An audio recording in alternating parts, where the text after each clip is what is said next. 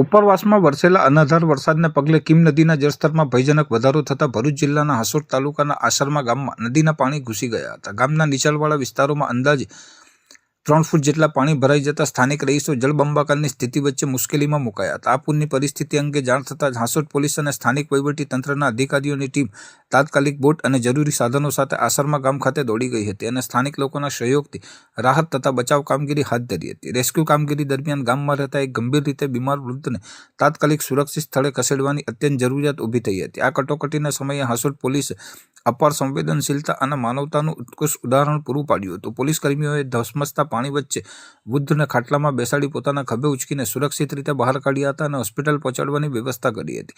આ સાથે જ પૂરના પાણીમાં ઘેરાયેલ અસરગ્રસ્તો માટે હાસોટ વહીવટી તંત્ર, પોલીસ વિભાગ અને સામાજિક આગેવાનોના સંયુક્ત ઉપક્રમે ભોજન અને પીવાના પાણી સહિતની રાહત સામગ્રી પૂરી પાડવામાં આવી હતી. તંત્ર અને ખાકી વર્દીની આ સમય સૂચકતા અને માનવતાવાદી કામગીરીને ગ્રામજનોએ મુક્ત મને બિરદાવી હતી.